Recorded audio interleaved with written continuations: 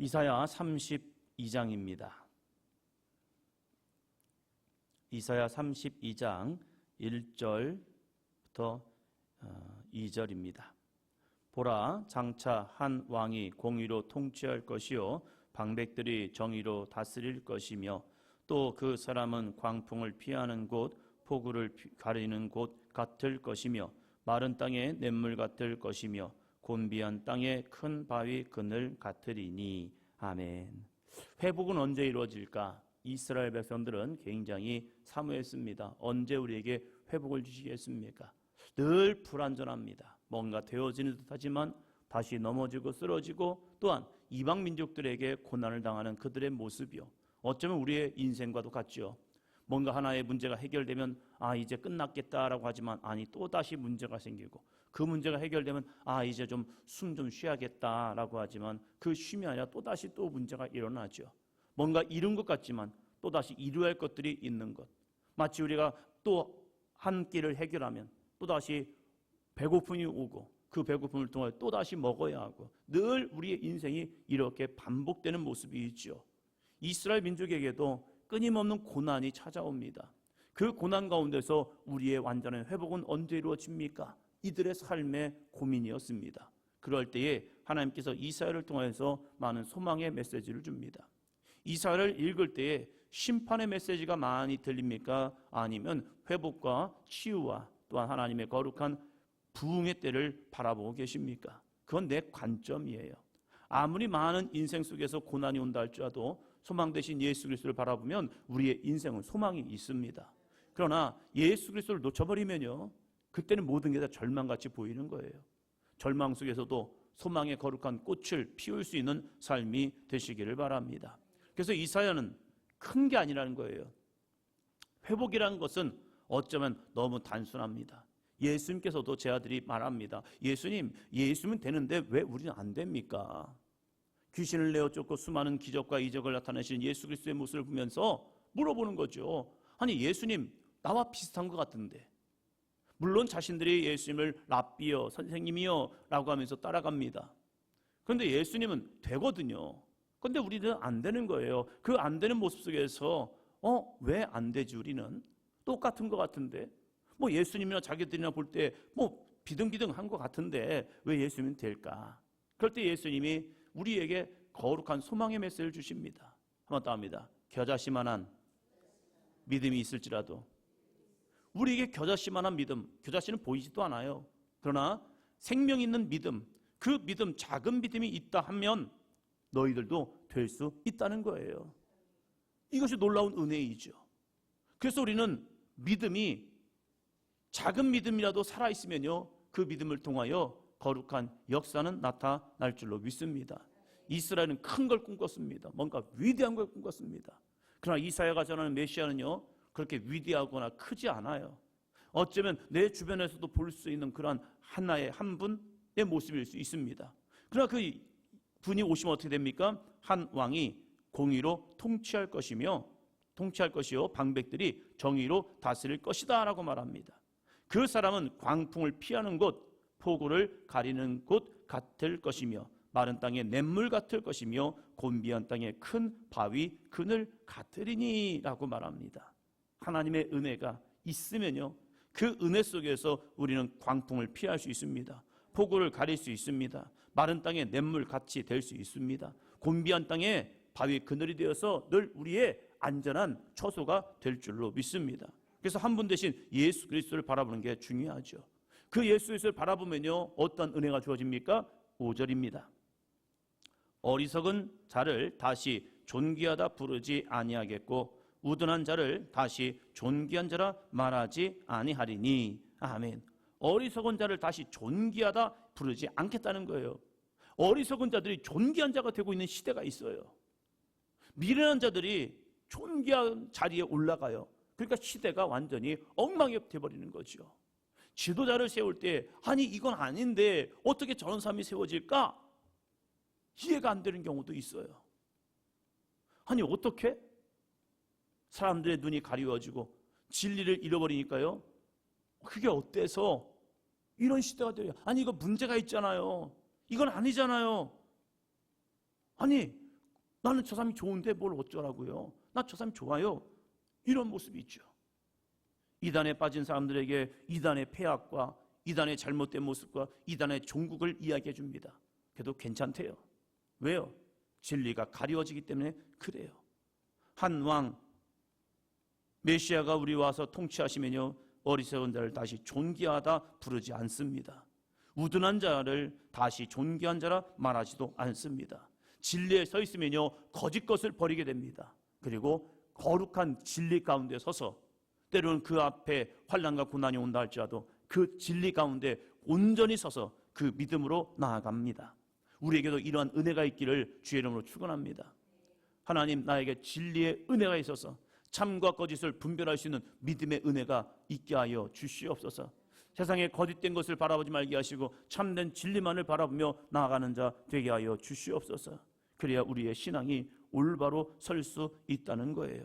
하나님의 은혜는 누구에게 임합니까? 33장 15절입니다. 많은 사람들이 하나님 나에게 은혜를 주세요, 나를 존귀케 해주세요, 나를 사용해 주세요 라고 기도를 합니다. 그러나 그 기도가 누구에게 응답되는가? 하나님의 역사는, 하나님의 거룩한 능력의 모습은 오늘도 누구에게 임하고 있는가? 33장 15절입니다. 오직 공의롭게 행하는 자, 정직히 말하는 자, 토색한 재물을 가증히 여기는 자, 손을 흔들어 뇌물을 받지 아니하는 자, 귀를 막아 피 흘리려는 꾀를 듣지 아니하는 자, 눈을 감아 악을 보지 아니하는 자. 예, 이사야는 하나님의 거룩의 회복을 꿈꾼다면, 하나님의 거룩한 응답을 사모한다면, 하나님의 부흥의 때를 우리들의 마음속에 품고 나아간다면 우리가 어떠한 삶을 살아야 하냐? 나는 막 살고 하나님 나에게 은혜를 주세요. 나는 내 마음대로 살면서 하나님 나에게 능력을 주세요. 내가 살고 싶은 대로 다 살면서 하나님 나에게 구원을 주세요. 아니라는 거예요. 이사야는 우리가 하나님의 때를 사모합니까? 하나님의 부흥의 시대를 사모합니까? 하나님의 거룩한 언약이 이루어지길 원하십니까? 그러면 어떻게 해야 합니까? 우리들이 그릇이 준비되어 한다는 거예요. 요즘 한참 올림픽 기간이죠. 다 수고하고 애쓰죠. 그 수고하고 애쓴 가운데서 좋은 성과를 얻는 그러한 이 선수들도 있죠. 다 같이 노력합니다. 그러나 최고가 되기 위해서 정말로 애쓰는 사람들이 있는 거죠. 그들의 땀 흘림 속에 패자든지 승자든지 같이 한번 박수 쳐주는 것, 그 모습을 보면서 참 귀한 사람들이다. 여기까지 가기 위해서 얼마나 애썼을까. 양궁에 대해서 이야기도 하더라고요.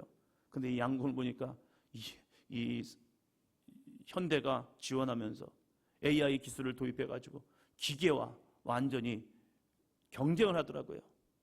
그렇지 않으면 세계 무대에서 우승할 수 없기 때문에 거의 완벽하다고 얘기하고 있는 이 기계와 사람이 경쟁을 하고 있는 거예요. 그러면서 자기의 실력을 키우더라고요. 대단한 사람들입니다. 우리의 모습도 누구와 싸워야 합니까? 오늘 이 시대에도 악한 사단 마귀는 우리를 정말로 달콤한 유혹을 하고 있다는 사실이에요. 유혹은 싫어하는 게 아닙니다. 내가 좋아하는 것, 나에게 평안을 주는 것, 나에게 즐거움과 기쁨을 주는, 그런데 이것이 아니야 라고 알고 있지만 그것을 내가 쉽게 놓지 못하는 것, 이걸 통해서 우리를 유혹하고 있죠. 그럴 때 유혹을 이길 수 있는 방법이 무엇입니까? 하나님의 거룩한 진리의 말씀을 붙드는 자, 그 사람을 통해 오늘도 거룩한 이 승리의 삶이 있을 줄로 믿습니다. 그래서 어떠한 삶을 사냐 이거예요. 오직, 중요하죠. 오직 공의롭게 행하며 정직하게 말하고 토색한 재물을 가증히 여깁니다. 손을 흔들어 뇌물을 받지 아니합니다. 귀를 막아 피 흘리려는 꾀를 듣지 않습니다. 눈을 감고 악을 보지 아니합니다. 이 모든 것들을 보면요, 우리들 마음속에 흔들림이 있어요. 이 정도는 되겠지. 이 정도쯤이야 그럴 수 있는 거 아니야. 아니 어떻게 우리가 하나님의 말씀 안에서만 살아갈 수 있어. 때로는 그런 거지. 이러한 마음이 올 때가 있어요. 그럼에도 불구하고 손을 흔들면서 뇌물도 안 받습니다. 귀를 닫아버립니다. 왜요? 이건 악한 것이기 때문에. 눈을 감아버립니다. 이것이 죄악된 길로 가는 것이기 때문에 눈을 감고 더 이상 유혹에 밀리지 않도록 오직 하나님만 바라보려고 애쓰는 자입니다. 그 사람에게 어떠한 은혜가 주어집니까? 16절입니다. 그는 높은 곳에 거하리니 견고한 바위가 그의 요새가 되며 그의 양식은 공급되고 그의 물은 끊어지지 아니하리라. 아멘. 우리가 신령이 되면 하나님의 약속의 말씀을 받죠. 개인별로 말씀을 뽑아서 이 말씀이 나에게 주신 말씀입니다. 어떤 경우는 내가 볼 때 좋은 말씀인 것 같아요. 그래서 잘 되겠다. 2024년도도 뭔가 좀 되겠네. 근데 그냥 되는 게 아니라는 거예요. 늘 성경은 앞뒤 맥락이 있죠. 그 앞뒤의 맥락을 살아갈 때에 구원이 매요. 하나님께서는 우리에게 구원의 은혜를 주기 원하십니다. 그러나 제가 여러 번 말씀을 드리죠. 구원의 메시지는 누구나에게 열려 있습니다. 그러나 아무나 구원받는 것은 아닙니다. 하나님의 은혜는 누구나에게 열려 있지만 그 은혜를 아무나 누구나 받는 건 또 아니라는 거예요. 말의 모순인 것 같지만 하나님의 거룩한 뜻을 따라 행하는 그 사람을 통하여 하나님의 언약은 오늘도 이루어지고 있다는 거예요. 수고 없는 대가 없습니다. 믿음 없는 구원 없습니다. 분명한 내 안에 예수 그리스도를 향한 믿음, 그 믿음이 있다면 우리는 구원을 받습니다.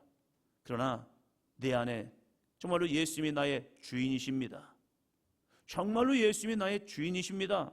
라는 믿음이 없다면 우리에게는 구원, 그것은 열려있지만 내가 갈 수 없는 길이 되고 내 안에 열매처럼 앞에 있지만 그걸 딸 수 있는 믿음이 없으면 영원히 멸망으로 갈 수밖에 없다는 사실이에요. 성경은 하나님을 알지 못한 사람에게 전한 것이 거의 없습니다. 믿음으로 가는 사람들, 나는 하나님을 믿습니다 라고 하는 그 사람들에게 이 성경이 주어졌고 이 성경을 통해서 우리가 참된 믿음의 길을 보여주고 있다는 사실입니다. 오늘 이 하루도 여러분의 삶이 높은 곳에 거하고 견고한 바위가 그의 요새가 되며 그의 양식은 공급되고 그의 불은 끊어지지 아니하는 은혜가 있기를 주의 이름으로 축원합니다. 그러기 위해서 공의를 행하십시오. 정직히 말하십시오. 토색한 물건을 가증히 여기십시오. 손을 흔들어 뇌물을 받지 않기 바랍니다. 귀를 막아 피 흘리는 꾀를 듣지 아니하고 눈을 감아 악을 보지 않기를 주의 이름으로 축원합니다. 그럴 때 하나님의 거룩한 은혜는 오늘도 저와 여러분에게 임하고 우리는 동일한 아름다운 믿음의 고백 한번 더 합니다. 하나님은 살아계십니다. 이 거룩한 아름다운 은혜의 고백, 이 고백이 임하는 한날의 삶이 되기를 주의 이름으로 축원합니다. 기도합니다.